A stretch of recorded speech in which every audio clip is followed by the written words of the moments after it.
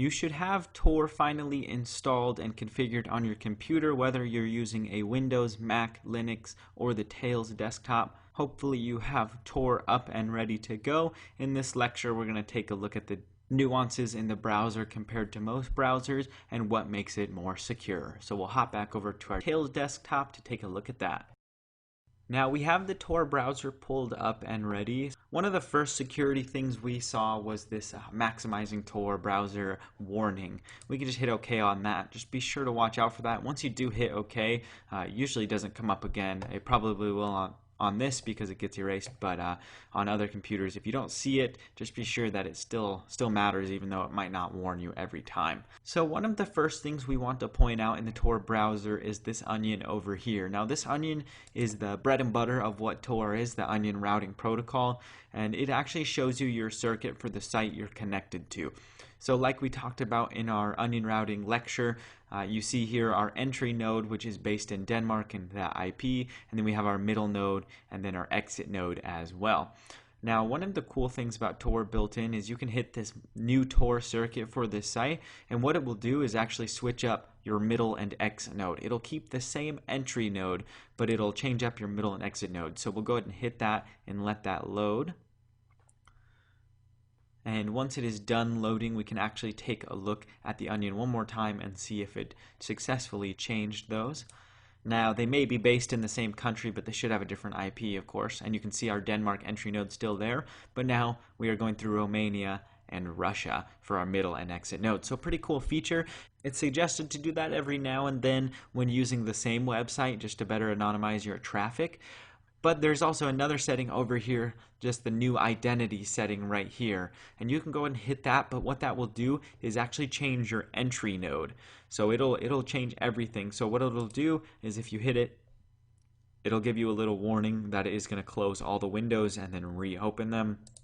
Oh, and we accidentally just hit no. Try that one more time here. We'll go ahead and hit yes when it boots up, and then it will shut down our Tor browser, reload the pages, and this time we should have a different entry node. And again, it can be based in Denmark where it was before, but it should definitely have a different IP.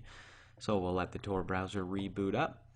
We'll go into our onion over here, and you can see we are still out of Denmark, but if you compare the IPs, I'm sure they would be different. And then you have a do middle and exit node as well. You can also check some of the security settings of Tor. Now these are very basic settings. It's either high, medium, or low, not much in between. And this is useful for a couple reasons, but it's of course the most anonymous way to do it would be browsing on the high security setting. However, this is not the best for a couple reasons. The biggest one being that on most websites, they depend on a lot of the stuff that Tor will disable. And if that is disabled, the website may not work properly, or you'll see severe glitches in the way things operate. So for your normal browsing on the internet, if you're just trying to be more anonymous, just kind of browsing around, you can definitely have it on a lower setting because you don't need it that high. However, if you are in a country that censors your internet or blocks you from accessing certain sites, I would definitely keep it on the highest setting. That way it keeps you more secure and anonymous while you are browsing online. But otherwise, for normal browsing and things like that, you could keep it on low. So we'll go ahead and cancel out of that. And that is generally the onion routing settings. Over here, you'll see another option that has a little S with an exclamation point, and that's just scripts. So things that basically ask your browser to execute different commands to look up different stuff or pull different information from places. So we'll want to usually have that forbidden. So you want to hit this forbid scripts globally option. And then now it will forbid scripts, and this may cause some websites to function differently as well, so you'll have to be aware of that. But if you hit this, we can go to the options tab here, and under here you'll see a lot of different security options that you can kind of fine-tune your experience with Tor.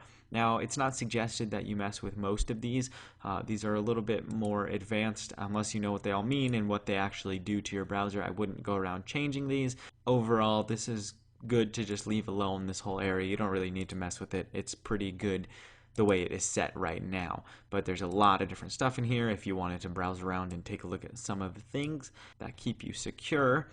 But other than that, that's generally the Tor browser. Now, nowadays, Tor browser does still have a ad blocker built in, which is pretty nice.